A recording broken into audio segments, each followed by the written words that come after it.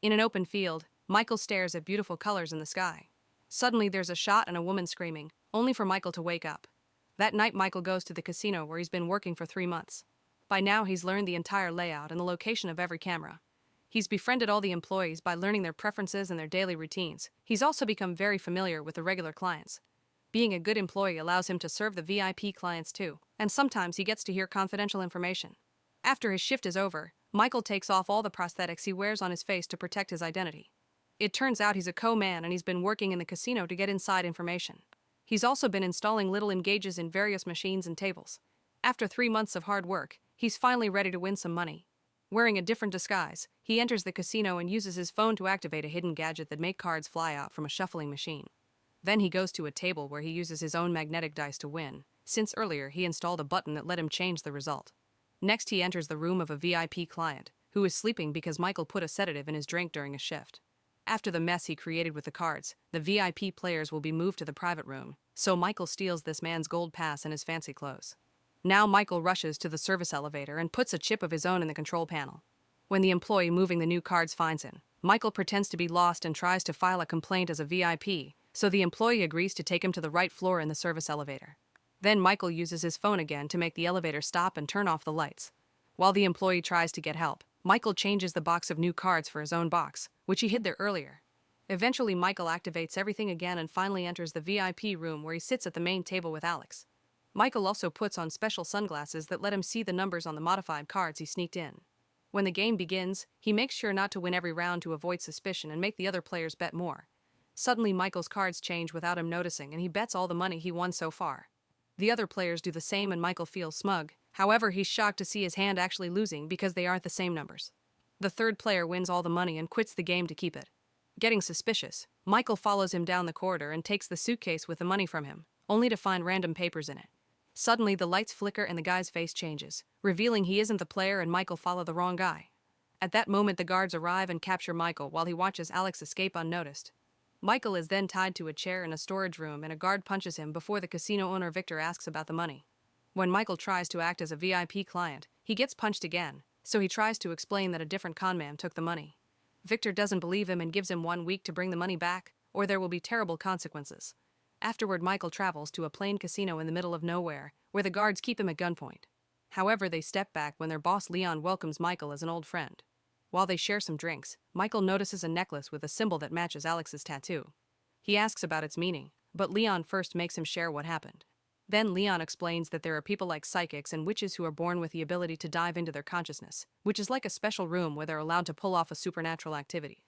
In Alex's case, it seems he has the power to change things that other people see. Using a book with drawings representing the legend, Leon explains that everyone in the world is bound by a collective unconsciousness and all myths come from there. People who have a special power can step out of their consciousness and enter the collective one. It's similar to an alternate universe that gives you access to infinite possibilities and all of mankind's cumulative knowledge. Normal people can also enter this place, but they can't get out without a special amulet that works as a compass. Michael laughs because he doesn't believe any of this and Leon gets angry, so he gives Michael the book containing the list of people with powers and tells him to find Alex alone. The next day Alex meets with Gordon and gives him the money. Then Gordon reveals he has a compass and asks Alex to teach him how to use the magic door. However, Alex refuses, explaining he likes working with Gordon and wouldn't want to lose him there. Gordon will need a partner he trusts to help him navigate. Back to Michael, he asks Leon about the people on the list and Leon swears they're real because he saw their powers himself. This gives him an idea. He could get the money by hiring people with powers to beat the casino. First there's Eric, a rich kid with telekinesis who doesn't want to work. Then there's Tony, a taxi driver who can control electronic devices. Usually he only messes with small stuff, like making the meter run faster, changing the traffic lights, or activating the police car sirens. Michael visits them both and easily convinces them to join a special team to get tons of money. Next there's Kevin, a hypnotist whose parents sent to a mental institution. The doctors make lots of money with him because he programs people to cure their depression. Michael visits him at the institution and convinces him to escape with him. When a nurse sees them and tries to chase them, Eric creates a distraction by making the other patients start a protest asking for better living conditions. While the patients block the nurse's way, Tony uses his power to steal an ambulance and open the crossing gate, so the group gets to escape. The following day, they practice how to use their powers to cheat at the casino and what gestures to use to communicate silently. Eric will use his telekinesis to move the dice, and in his subconscious space he appears moving the dice manually. Kevin will hypnotize other players or the employees, and his subconscious space shows him manipulating an ice statue. Lastly, Tony will have to deal with the cameras. When he uses his power, his subconscious space appears to be a storm with the chips floating around him. They play a few games with Leon's people, and at first it goes well, but soon it turns chaotic. While Kevin accidentally makes an employee blind, a client of Leon's freaks out when he loses and takes out his gun. Tony gets scared and accidentally short-circuits the camera. Michael runs to tackle the angry client and calms him down before deciding they'll need a better way to communicate. The next day, Michael attends at a funeral where a bunch of sad women are harassing Veronica, begging for her help. Suddenly, a car parks nearby and some men in black come out. A terrified Veronica runs away and drops her headphones in the process, so Michael grabs them. When a second car with mysterious men shows up, Veronica hides inside an abandoned building and waits for the men to leave. Then Michael gives her back the headphones, saying he isn't one of those men. Veronica tries to leave without a word, so Michael follows her to ask some questions. However, Veronica can read minds and says she isn't interested in his plan. At that moment, one of the men finds them and Michael holds him back while Veronica runs. The rest of the men corner her in an alley. However, Michael appears on the roof and helps her escape. The next day, Gordon follows Alex's instructions to get started on his training. A hypnotist finds him and quickly sends him to the world of the subconscious, where now Gordon has the power to control any person he wants. While Gordon is unconscious on the ground, he forces a street painter to make a copy of a famous painting. Then Gordon controls a museum employee and makes him trade the fake painting for the real one, which was about to be transferred to another museum. While the fake painting is taken away in a van, Gordon wakes up and buys the real famous art from the confused painter for just a few bucks. None of the people he controlled remember what happened. Back to Michael, he introduces Veronica to the rest of the group, explaining she can read and transmit thoughts. She'll be passing Michael's instructions to the others while they play. To practice, Michael tells her to enter her subconscious space, which looks like a very peculiar forest. Then he thinks about Eric moving the city's big bell, so Veronica passes the message to Eric's mind. After Eric does so, Michael wants two people to run while screaming for help, so Veronica passes that message to Kevin, who quickly pulls it off. Tony is told to make most of the lights in the area to short-circuit, causing more people to get scared and all the birds to fly away. Lastly, Michael asks Veronica to tell the people in the street that there's an earthquake coming. As Veronica passes the suggestion around, the combination of her words and all the strange things caused by the others convince people that there really is an earthquake happening. Everyone runs away until only Michael's team is left. Afterward, Michael steals some drinks from a restaurant while explaining his plan. They'll enter the casino with fake identities and each of them will arrive at different times except for Veronica, who will pretend to be Michael's fiancée. This means they need to go shopping for fancy clothes and see a stylist to get a makeover. With only 2 days left, the team finally goes to the casino. Michael plays while Veronica is the passive trophy wife. That way she can concentrate on passing the messages around. Tony takes care of the cameras while playing the slots, which he's manipulating as well. Eric is among Michael's opponents, making everyone lose on purpose so Michael can win. Once he's won enough on this table, he and Veronica move to a different one where Kevin is controlling the employee. At first the plan goes smoothly, but Eric is drinking too much and gets tired of losing, so he starts manipulating the roulette to win some money too. He also starts talking to Michael aloud instead of sending his thoughts. At the slots, Tony gets too enthusiastic and starts to control too many machines at the same time. The guards get suspicious, so they drag Eric and Tony away, but when they're about to get in the elevator, the rest of the team is there. Kevin hypnotizes the guards to make them leave and the team hides inside the elevator for a talk. Michael scolds them for what they did and explains they could get killed for cheating. Afterward, the team agrees to only follow Michael's instructions and they move to the last table. Michael bets all in while Tony controls the camera, Kevin takes care of the employee, and Eric manipulates the dice. The plan goes well and Michael wins $10 million. Then the group goes to the beach to celebrate with drinks and a bonfire, although Veronica sits away from them. Michael checks on her and points out they could work together a few more times to get more money, but Veronica isn't interested. An argument ensues and they both insult each other. Meanwhile, Alex has dinner with Gordon and informs him they must cancel their lessons.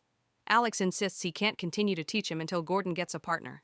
Then Gordon asks about Michael and Alex tells him about the new team. Gordon isn't happy to hear this and announces they'll have to intervene. The next morning the team is on the road where they're suddenly chased by an SUV. When the mysterious car gets ahead of them, Tony drives around it and tries to lose it, only for a second SUV to join the chase. In a matter of minutes, the SUVs surround the car and force Tony to stop in the middle of the road.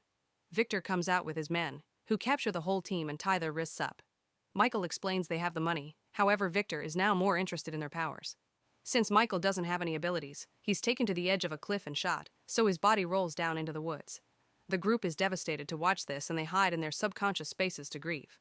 What they don't know is that this is a trick. Michael is fine and taken to see Gordon, who turns out to be his father. Gordon cuts the ropes from his son's wrists and Michael freaks as he realizes his dad has been behind us all along.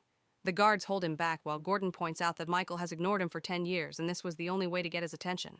Gordon also reminds him that when Michael was a child they would dream about finding the special door, and now he knows where it is. Sometime later at Victor's casino, Tony, Kevin, and Eric are being forced to work as employees to make the clients lose. One afternoon, when they return to their rooms, they find a plumber working in their bathroom. It turns out to be Michael in disguise, who notices Veronica is missing. The others explain she refused to work for Victor and she's been in a coma all this time because she hasn't left her subconscious space since she saw Michael supposedly die. That night, the lights flicker above the game tables while the guys surround Victor to announce they're quitting. The guards immediately take them to a storeroom and leave a newbie to watch the door, not noticing it's Michael. He frees his friends and then shares his knowledge about the casino to make a plan. Kevin forces a guard to use his keycard on the electronic lock while Michael uses a stolen key to leave the elevator stuck in the basement. The next corridor is blocked by lasers, so Michael leaves the guys to deal with it while he goes looking for Veronica. He puts on a mask he left there earlier and throws a gas bomb to bring down the guard, then he rescues an unconscious Veronica from her room. In the corridor, Tony turns off a bunch of lasers, but he can't do all of them. At least now there's enough room for Eric to carefully move among them without touching them. He manages to make it to the other side and finds the casino's safe, so he starts using his powers to force it open. The lasers go down, but they also activate an alarm. While Michael reunites with the team, the guards try to reach the corridor, only to find the elevators not working and a hypnotized employee shooting at them.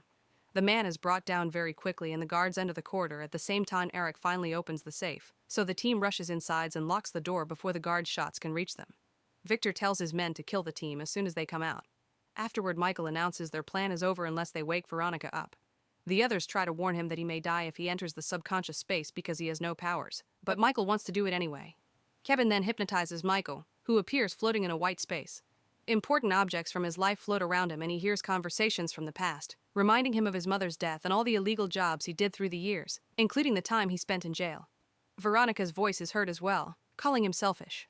A door appears and Michael crosses it, falling into a big field with multiple doors and beautiful colors in the sky. There's a storm coming, so he runs to find cover behind a door. The storm quickly catches up to him and almost hits him, but he raises a hand and the storm freezes. With just a gesture, he lets it fall on the ground and cleans the field. Next, Michael sits on the ground and concentrates on his memories of Veronica. Suddenly, the ground starts bursting and transforming to change the field into the city. Michael takes the stairs and finds Veronica staring at the colors in the sky. When he tries to come closer, he finds a force field surrounding her. He pounds on it a few times while yelling, but Veronica never reacts. Michael then tries sending out his thoughts.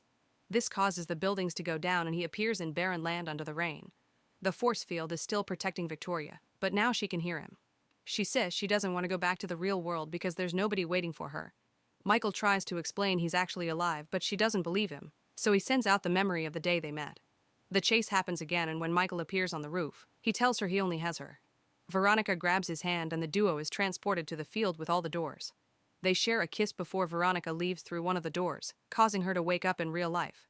However, since it's Michael's first time, he must find his own way out.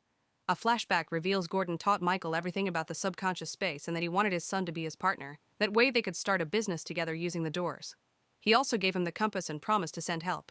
In the present, Michael sees Alex coming out of a door and starts following him as the area transforms into the casino. Michael follows Alex out and together they watch the scene of his presumed death. Alex puts himself and Michael in the memory while explaining how to access a person's mind. At that moment, Michael wakes up in the safe and announces they're leaving with the money. Coney deactivates the lock and the door opens, but the corridor is empty. It turns out that while he was still in the subconscious space, Michael entered Victor's mind and made him believe the team had already escaped with the money. Victor told his guards to go after them, explaining the empty corridors. The team easily escapes with the money and meet with Alex on the beach. He says he has a proposition for them while a person nearby makes fire appear on their hand. 3 months later, Michael agrees to do one job with Gordon before 2 hypnotists send them to the subconscious space. Make sure to subscribe and turn on notifications so you can watch more videos like this. Thanks for watching.